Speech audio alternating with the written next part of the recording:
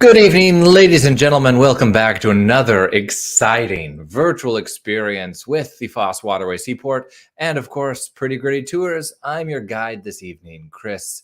And tonight, wow, we're taking a journey through time and space, honestly, looking at the way that things once were and reflecting on how they are now and kind of where we go from here.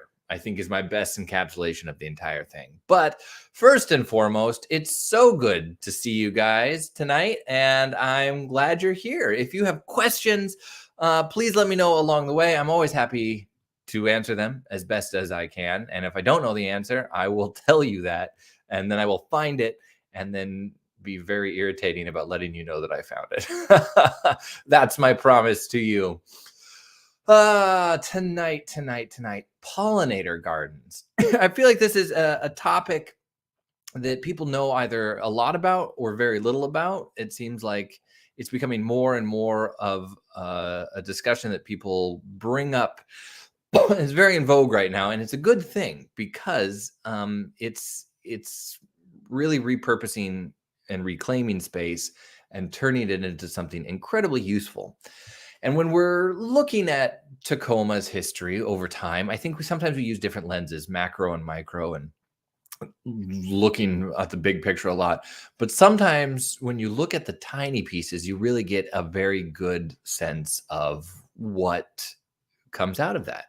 And one of the classic ones that I have for that is about salmon. When we did the thing about the Salish Sea Heroes and the salmon raising program, one of the things that we had to talk about was what is a keystone species. And of course, salmon are a keystone species.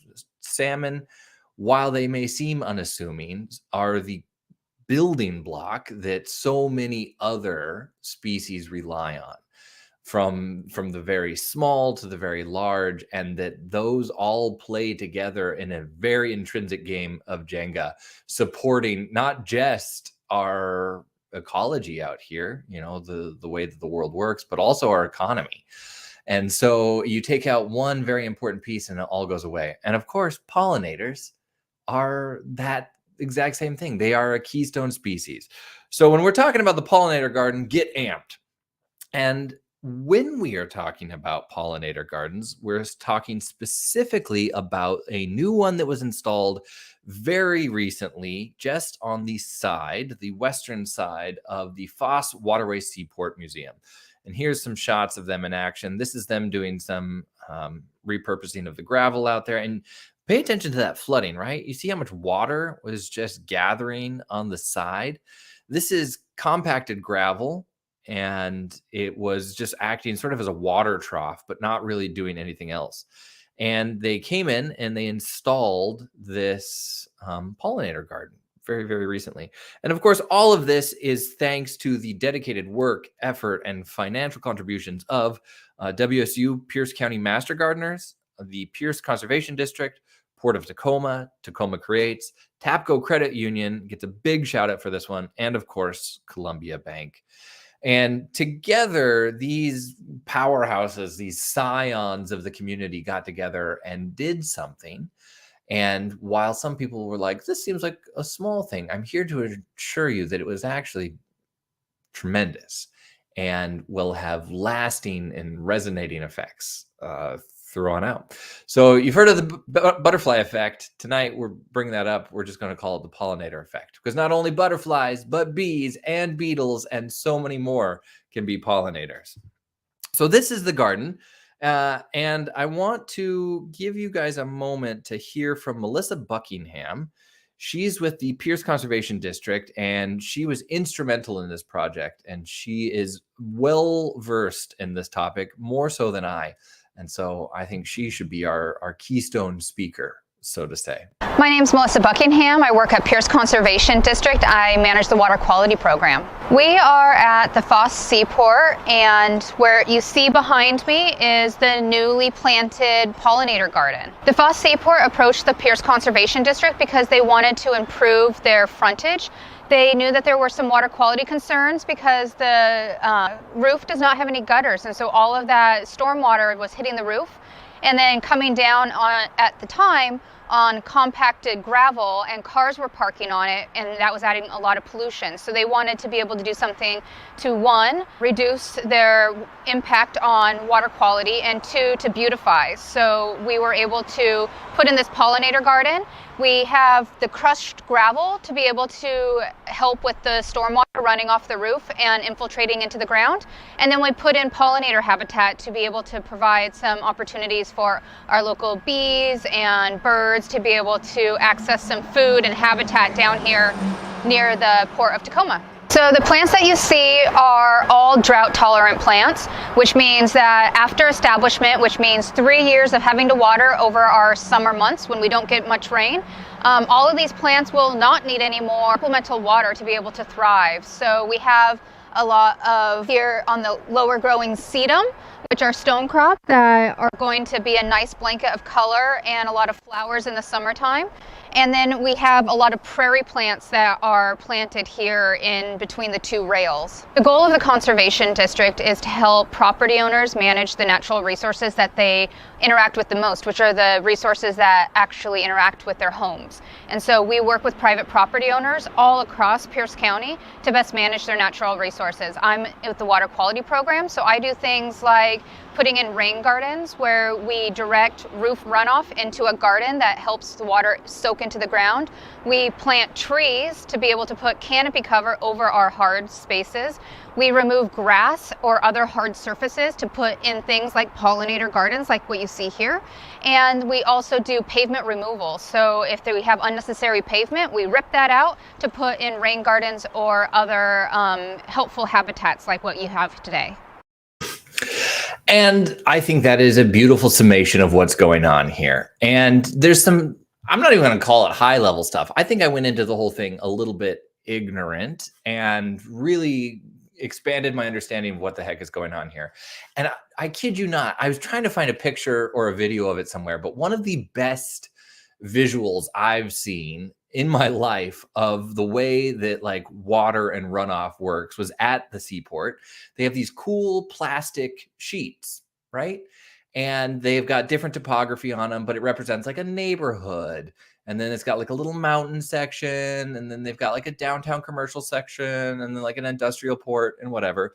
And they go through this whole thing and they put like mud on one section or something that represents fertilizer, or they put little dog poos in the yard. Representational, I assure you.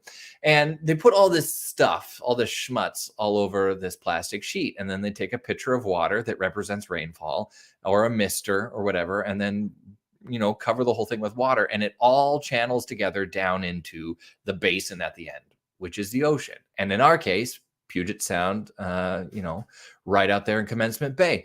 And it all flows. It all was just sucked out there. And then it's kind of like the first time that you realize what's going on with a hot tub and you're like, I don't know if I like this as much as I used to.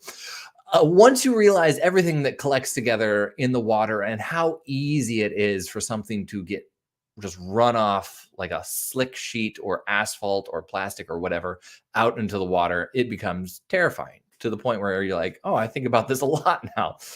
And so the purpose of a pollinator garden, in particular this one with the seaport, is twofold. It's not just to provide habitat for pollinators, giving them food and sustenance, but also to help absorb that water and give it an opportunity to reabsorb into the earth before it gets filtered out and then goes back to the ocean. And that's an integral step right there that often gets overlooked. But before we get into that, let's take a moment to talk about what they used here. Look at this bad boy. Now, the seaport, when they got to take over this museum space, was not even aware that this rail line was still in the ground right alongside where the seaport is. And what I love about this shot is that you get to see BNSF, the active train line, right there. We've come 120 years and we've not moved far at all. But originally, there was a spur, an offlet here where you could take the train and then literally you can see how close it is right up to the side of the seaport. The train would then offload all of this grain, cargo, plywood, whatever the cargo was at that time. And then right there on the other side, not 6 feet away, were the cargo ships. And so from rails to sails, right? I can't stress how often we say that. You would take one and this replace it onto the other, or vice versa. Something could come right off of a ship, go into the warehouse until it was time to go onto the train. And having that train line there was essential. You know, it was the artery that injected life to this region. Tacoma is at its very core a railroad town. And because of our proximity to Port of Tacoma and the ability to take a train onto the tide flats or a tall ship or a massive cargo ship, or even what they have today with these multi-thousand TPU unit cargo vessels that can come in around the world, we're an unstoppable powerhouse of economic development. Excuse me. And all of that is thanks to the rail line and the port. And I don't want to discredit that. You know, it's so easy now with hindsight to be like, this is the worst thing that ever happened to the region. And in a lot of ways, yes, that is true. Tremendous amounts of industrial pollution have scarred the landscape irrevocably, but it provided opportunity and growth and sustainability at a time when it was desperately needed. So let's not discount that. We got to look at the past with the lens that we have. What I love about this shot, though, is you get to see the whole thing, including this is one of the few shots of the elusive 15th Street rotating rail bridge. If you look right in the bottom right corner of this photograph, you can see the train bridge down here. And that was on 15th, essentially. And so from the port up into Tacoma onto the main line, you could take a train right across the Foss Waterway, which is bananas to me. And it pivoted. So if you needed to get ships through one or the other, instead of using the drawbridge like they had at 11th Street pictured here, you could just rotate it and boats and ships could go through, and then so on and so forth. And if I'm not mistaken, this picture is also exceptional because it features the steam plant. Those two smokestacks right down there, also in the bottom right-hand corner, just on the left-hand side of the waterway, would have been the steam plant that provided heat to the downtown corridor of all of Tacoma. But the reason I dug this out of the archives in the first place is that you can see just how intertwined the train and the depot, the storage facility, was.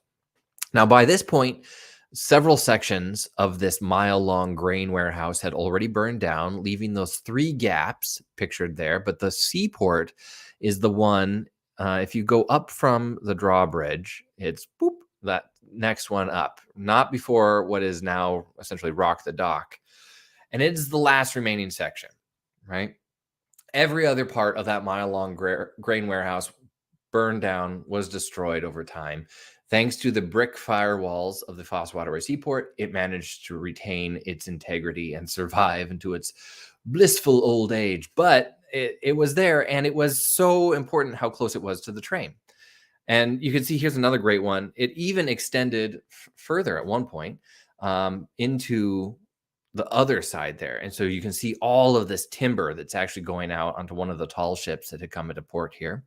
And they would just bring that onto the train, put it on ships, and then ship it all around the world. And this was such a vital part of our economy. It's the reason that there's a Tacoma at all. And you can see right down here, this is just on the other side of the Northern Pacific Headquarter building. It's that one with the round tower on top. And of course, the iconic old City Hall building with its clock tower right there. And the most iconic of all the spires, Mount Rainier. And right down here, that's the most cohesive image I've probably ever seen of the mile-long grain warehouse in its entirety before anything burned down, as well as the classy "You'll Like Tacoma" sign strung across the street there. And here I go. Over time, that spur line vanished. They started to cover over it with asphalt or gravel and use it as parking spaces, especially when it was a cash and carry right down there. Here's another one. I'm pretty sure this was from the 1960s or 70s. Oh, it's got to be 70s. Look at those cars. And you can see this is a little bit farther down. This is one of the other sections of warehouse. But you see how the rail line moved farther and farther west, right?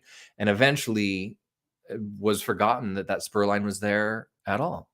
One of the best examples of it today is in the model that is set up. This, if you've not been inside the seaport yet, is designed to be a replica of Half Moon Yard, which was a filled-in flat space that was previously known as Half Moon Bay. And then right on the bottom of this photograph, you see how the trains came right up to the side there. The downside of all this economic growth and development is, of course, the utter annihilation of Earth and its resources, and really, truly everything in Tacoma. Not only was every resource stripped from this place as quickly as possible, but then a lot of the processing facilities that were left behind did, in some cases, irreparable damage to the area. You know, you look at the place that was the old Asarco smelting foundation, and a lot of that has now been remediated, but the toxic slag and the arsenic and the lead will be a part of this area forever, really forever and ever. And so you just learn to live with it in new ways. And that's kind of what we got to with the Foss Waterway, right? There had to be something to be done with it. And so over the years, once there was that economic blossom, and then things died down and Tacoma became a much quieter city as it sort of had to seek out a new identity, there was the question of, what do we do with this space? Now that the industry isn't what it used to be, what do we do to live in this space again? And every place adapted differently. You know, Port of Tacoma has been a pioneer and really a incredible leader in the effort to repurpose and clean spaces. I think a lot of people forget that the Port of Tacoma is not just all one industry, that the port actually leased out spaces or didn't own certain spaces down there in what is now the Port of Tacoma footprint. And so as they absorbed them over time, they were not obligated to clean up a lot of those, but they took it upon themselves out of their own pocket to clean up and repurpose those spaces. And so as an environmental leader, they've been really progressive out there. And then it kind of fell to smaller organizations to figure out what they wanted to do to themselves. And with the Foss Waterway, the community really had to get together and sound the alarm on that. And here's a little bit about that experience for you guys.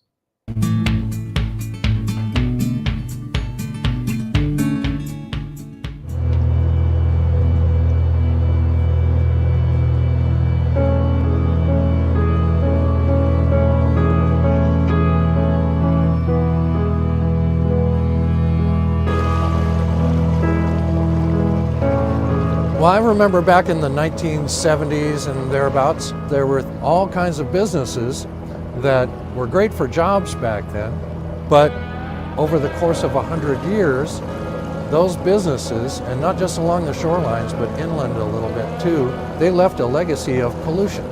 Bill Anderson is with Citizens for a Healthy Bay, a nonprofit that works with the City of Tacoma, citizens, and businesses to help protect Commencement Bay from water pollution. Since the waterway's been cleaned up, we still have industry mixed in with residential uses and commercial uses, so people can share the waterfront and use it for a variety of purposes without repolluting the water.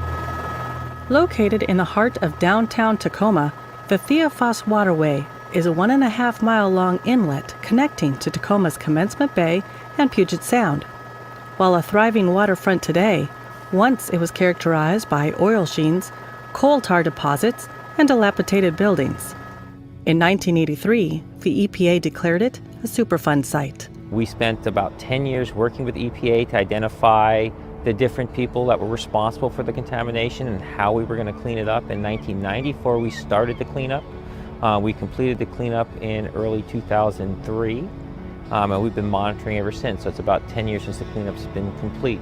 The cleanup consisted of several different mitigations. One was capping of some of the most contaminated areas, such as at the south end of the foss. Also, we did a lot of hydraulic removal of different contaminants and disposal of those, and replacements with cleaner cleaner soils. Finally, we see a lot of the shoreline restoration, which is really important to the wildlife. As part of the remediation agreement, the city has undertaken close monitoring of the waterway and its upstream watershed. We're getting data from different outfalls that enter into the Foss, and then that is pointing us in the right direction for the most efficient way and best way and cost-effective way for our customers and our ratepayers on how to keep the waterway clean in the future. Things like extensive maintenance on our pipes and steam cleaning of our pipes rather than civil engineering solutions at the end of the pipe really save us hundreds of thousands and millions of dollars every year. One of the city's most effective programs is something called legacy cleaning. Legacy pollutants were left behind decades ago, but continued to contaminate runoff. Forceful storm pipe scrubbing and flushing captures years of compacted sediments. Combined with other efforts, such as system maintenance, street sweeping, treatment, education, and business engagement, this has reduced most pollutant levels, some up to 98%. Cleaning and testing allows city staff to better track down and remove other remaining pollution sources. Anomalies now serve as an alert. Those two stormwater pipes, 96 inches apiece, drain much of the water from the neighborhoods of Tacoma. It may have car wash soap, it may have pet waste, too much lawn fertilizer, leaking cars. And so I think what those pipes represent is everybody's responsibility to protect the water.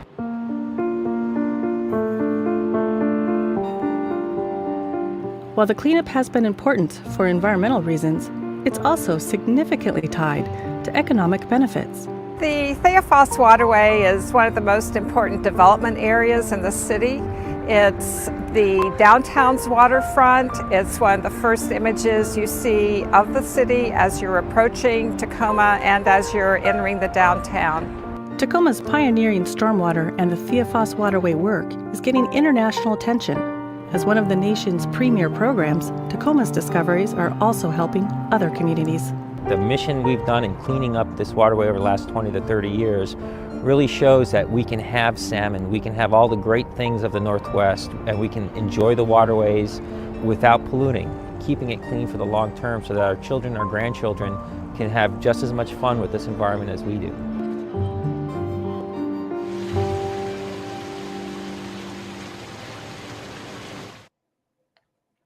All right. I think that's a good summation of the whole thing. Also, I want to take the second to address this question really quick. Is Rock the Dock one of the old warehouses? This has been one of the more contentious and well-researched questions that the Seaport and I have taken up. And my answer is no. It is an old warehouse that has been turned into sort of business lease space. And of course, Rock the Dock, great restaurant and local bars down there, but it is absolutely not one of the original sections of that mile-long warehouse. That section burned down along with the rest of them. The only original piece from the 1900 construction of that 1 mile, just slightly more than 1 mile long grain warehouse with its sections of firehouses. The only one that's left is the Seaport building. And even when you go to Rock the Dock or that structure today, you can see that it is a more modern construction. And it's nice because it still looks like the warehouse that was burned down there. But if we're talking like authenticity and original, unfortunately not. So sure, it's bad. Everything gets destroyed by an incredible amount of industrial pollution, and a lot of people get rich off of it. But what do we do now? And one of the things that people had to consider was, it's not just the cleanliness of the water, but how do we start to bring life back to this area? And when you look at a healthy and balanced ecosystem, pollinators are the lifeblood of it, because trees and plants and flowers and so many growing things are shy things that need a little extra encouragement to reproduce. And so bees and beetles become like the Tinder of the plant world, or I guess we could call them the Bumble. Oh God. But they allow for this reproduction of the plants and the growing things in the area. And then, of course, not only does that help when you're considering the orchard world, right, or crops, that to actually eat and make money, we need that pollination and reproduction, but also for a healthy ecosystem, you need trees and plants and things that take carbon dioxide and make oxygen and create shade and prevent more warming of the area. It's just insurmountable, all the things that are important for it. And so nearly 1/3 of the world's crops are dependent on bees for pollination, and they've been dying at just unprecedented rates lately. In Washington state alone, we have approximately 100,000 registered and managed bee colonies. And these apiarists move their colonies to various locations so that they can pollinate crops, adequately. There's about 20,000 species of bees worldwide. Approximately 3,600 of those are native to the United States and Canada. And in Washington state, we have 6/7, it depends how you're going to rate this here, native bees. And these are them. And if you've never seen pictures of them, they're absolutely wild. So these are Washington state bees. If I can remember their names here, we've got the alkali bee, the blue orchard bee, the western bumblebee, which is that like beefy looking one up on the top there, the western leafcutter bee, fairy bees, and metallic green sweat bees, which I think have one of the coolest eyes of like a bee. Normally I'm used to that like traditional black eye that you see on a bee. The metallic green sweat bee is right down there, and it's just got that like wild science fiction eyeball. The one that I left out is, of course, nomad bees. Nomad bees have a strange reputation because unlike our 6 other endemic bees, they don't necessarily nest and raise their young in a certain area. They just sort of fly in, as the name implies, put their eggs in somebody else's hive or nest and let those suckers raise them. So they're not always listed as one of the native bee species. You can find them here, but they're a little bit more difficult to give them an exact region.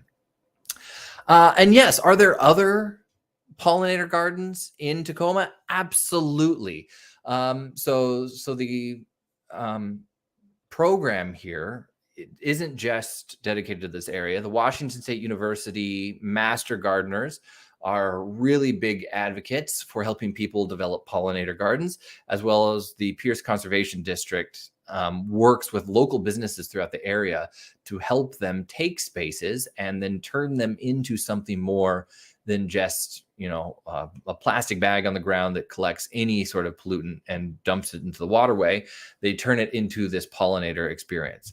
And for that, here's Melissa kind of talking about what the goal is. The goal at the Conservation District is to be able to get more and more people to consider how they interact with natural resources and be able to put in more of these landscapes all across Pierce County, but especially in our urban spaces where we have removed so much of our nature and we've put in so many hard spaces. By people being able to convert some of their own property into spaces like this, it adds little pockets of habitat for our pollinators and our wildlife. So yes, we do want more and more people, and we're seeing more and more people wanting to be putting in projects like this. Which is great news, because approximately 75% of crop plants globally and 90% of wild flowering plants rely on animal pollination. So I think most people, when they think about pollinators, right, consider bees. That's our go-to. But it's not just bees. Butterflies are a big part of this. Moths are also pollinators. And believe it or not, the second most prolific pollinator in the game are beetles. Several species of beetles act as pollinators. And they all thrive on these pollinator gardens, which, let me give you guys some visuals here. Here's a look at the butterflies of Washington State. These are all intrinsic pollinators that are absolutely invaluable to the area and, frankly, just really good looking. But there's a pollinator health task force in Washington state. I don't know if you guys are aware of this, but in 2019, the Washington state legislature passed a bill to create a pollinator task force. And then just recently in 2021, a bill was passed on the recommendations of our pollinator health task force to expand the work of various state agencies to increase more pollinator habitat. And these bee detectives, as I'm going to call them, my own term here, go around and assess the health of our pollinators, because before there wasn't anyone with a paycheck and a badge going around trying to figure out how many of our bees and beetles and butterflies we have left. And so now we do have someone, and the news was bittersweet. They are dropping at a pretty dramatic clip from what I can tell, but that efforts to put in pollinator gardens and things like that do have a positive and quickly seen aspect on their development, right? So what is a pollinator garden? Take a look here. Big thing you want are native plants, right? So pollinators in your region are naturally adapted to look for plants that they're familiar with, right? They're more comfortable talking to somebody that they know at the party, just like the rest of us. And so if you put plants that are local, it's very, very productive. But also you want to consider ones that are drought tolerant.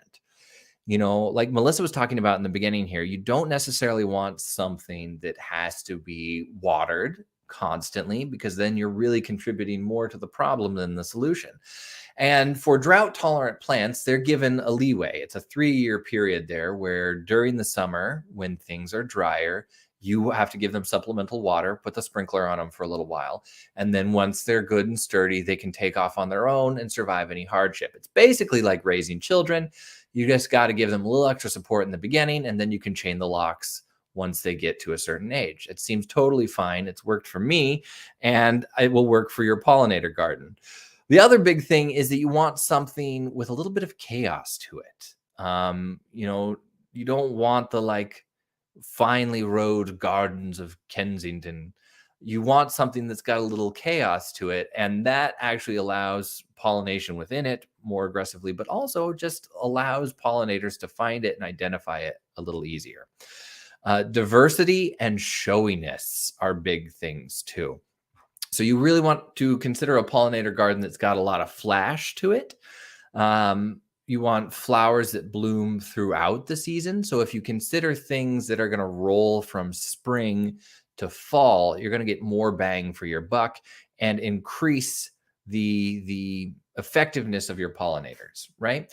If you give them a place where they can get sustenance and, start to create the pollinating process, and they can do that year round, all the better.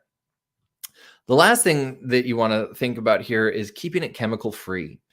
From my personal experience with writing stories on people that do traditional crops, there are a lot of ways that you can reduce pests in your garden that don't involve pesticides. And a lot of it comes down to what you plant.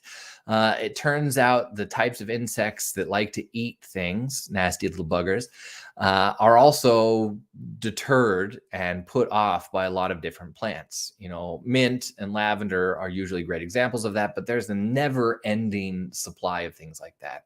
In fact, in Italy, for their vineyards, not only because they get better certifications if they're organic and don't use pesticides, but also the intense pride of the Italian lifestyle forbids them to do it anyhow.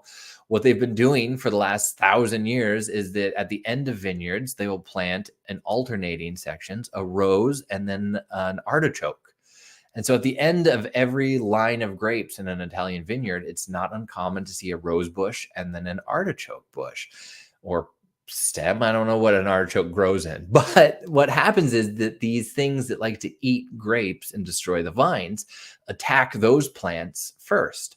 And so if you go out and you notice that your roses or your artichokes are being devoured, it gives you an opportunity to use something like diatomaceous earth or copper dust or something that allows you to get rid of the pest without harming the grapevine.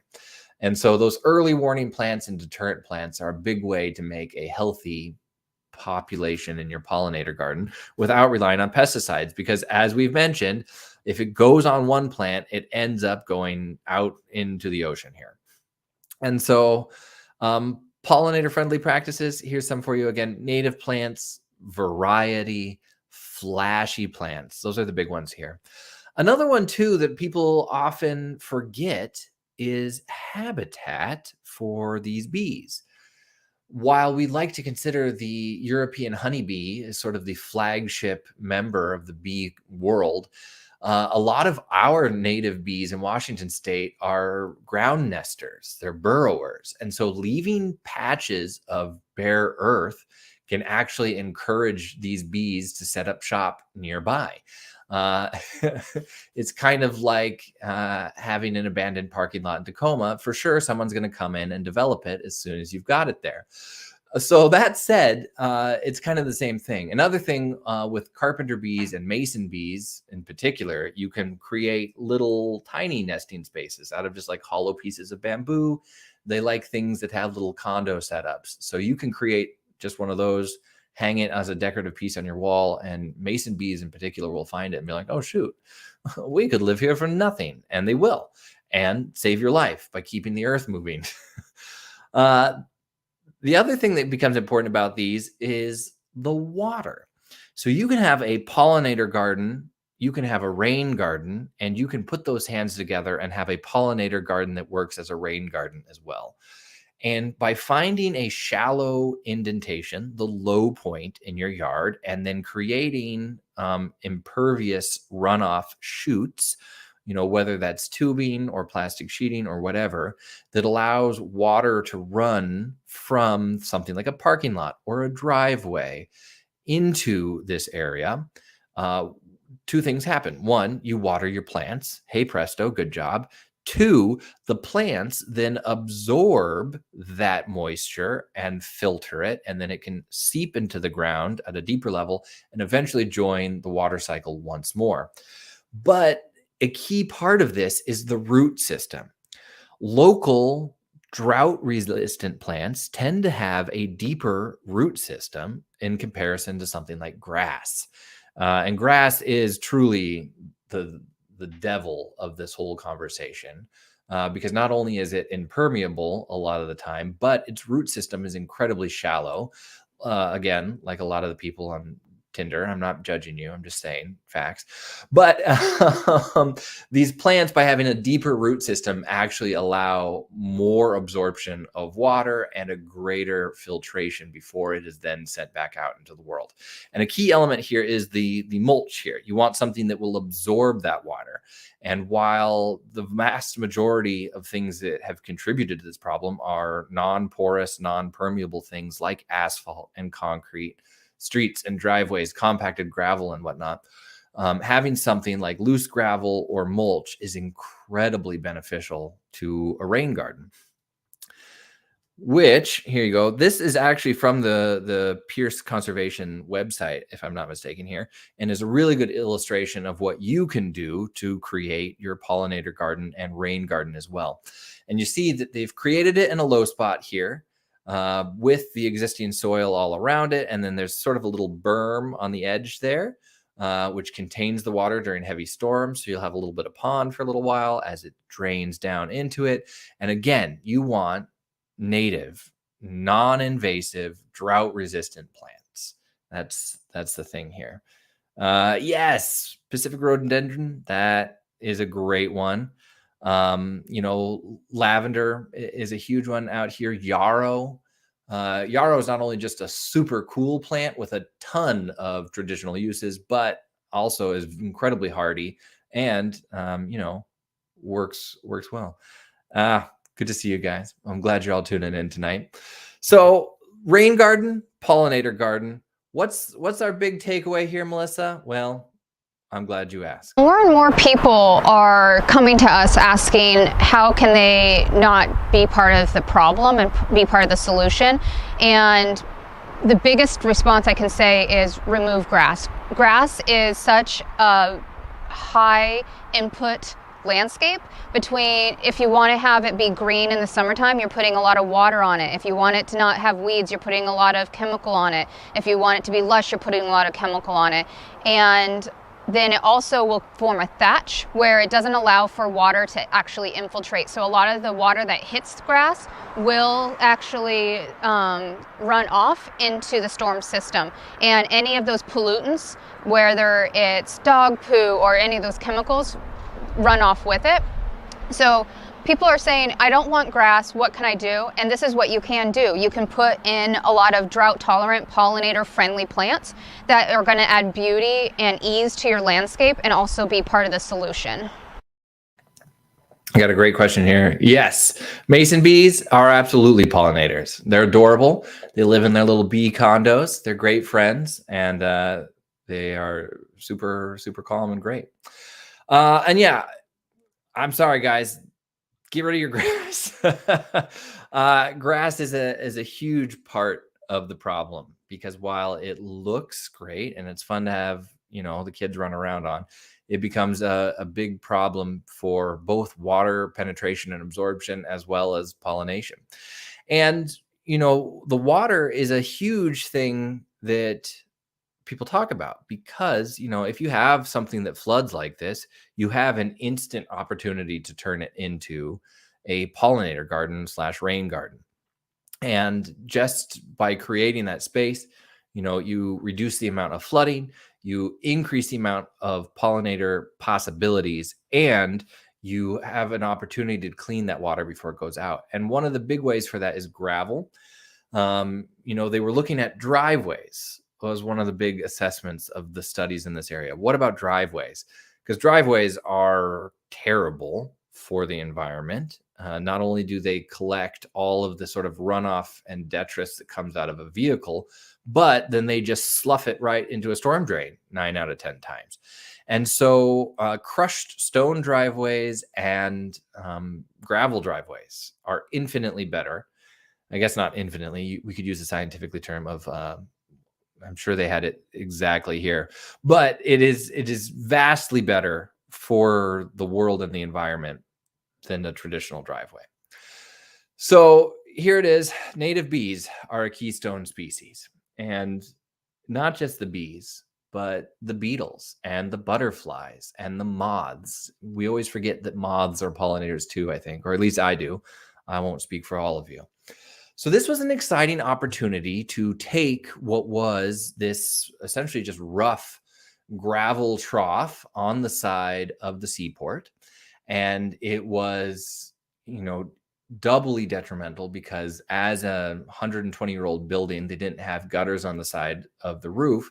And not only was that acting just as a water slide of pollutants, but then it would put it almost immediately into the water, which is obviously right next door. And so by creating that space for water to now be filtered into the rain garden using gravel, they did a lot. And in the benefit process of that, they found that old spur line, which is now a teaching point. It's a beautiful, I was excited about it just because it's a beautiful image of the history of that region.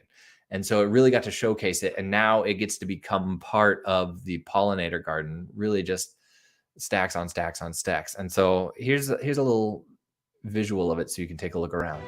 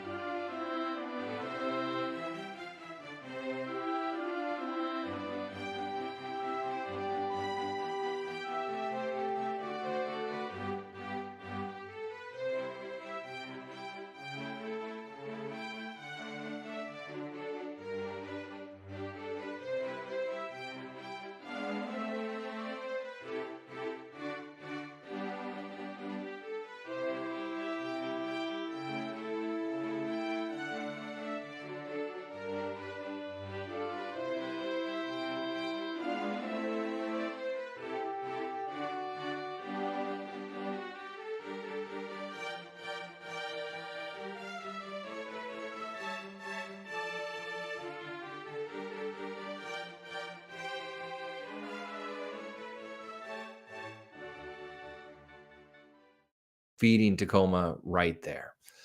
So it's an excellent opportunity for get down and learn something, to take away something new, because at the end of this, right, our goal is, of course, to create a better Tacoma. You know, there's nothing to be done about the fact that to become an economic powerhouse, everything got stripped down to its just stubs, and the only thing left behind was pollution. We got handed a rough bill, guys. But even though the generation before dined and dashed, we have an opportunity to do something better. And I'm really excited about Tacoma and its, I don't know, attitude towards this. You see it with the Dune Peninsula Park and turning that heap of toxic slag into a remediated park that's now contributing a ton to both the beauty, but also the environment out there. And this is a similar opportunity. By installing the pollinator garden, we're ensuring that there is not just a future for all of us, but it's one that we're excited to be in, right? It's something that's looking good and doing more than we could hope. So if you guys have questions about that, please let me know, and take a look. Take a look at your yard. The Pierce Conservation District is online. They have tons of tips about little things or big things that you can do to help sort of maneuver your own yard into something that really starts to give back. And I just really can't stress enough how important pollinators are to the world, but really here. It's not an abstract problem. It's something that hits us right here. 90% of flowering plants require the friend of a pollinator to introduce them to another plant just so that they can continue their line. It is absolutely stunning to me that that's how our planet works, but that's the truth. And so we got to do something to help them out. And that's it. Bees are the matchmaker of the world. Congratulations to them. Beetles, butterflies, moths, you guys are doing the most. Thanks for joining me for another fantastic and exciting virtual encounter. I'm excited to introduce you guys to the next month of really good content that we've got coming up. And if you would like more, just remember the Foss Waterway Seaport Museum is a fantastic place to visit. And every third Thursday is free admission throughout the entire day. Go on down and check it out for yourself. If you have questions, comments, please let me or the Seaport know. We're happy to do our best to answer them. And if you haven't seen it yet, yes, Pretty Gritty Tours is now on TikTok, doing our best to educate people and get them enthused about Washington State, approximately 1.5 minutes at a time. With that, good night, my friends. Keep on exploring. I'll talk to you very soon.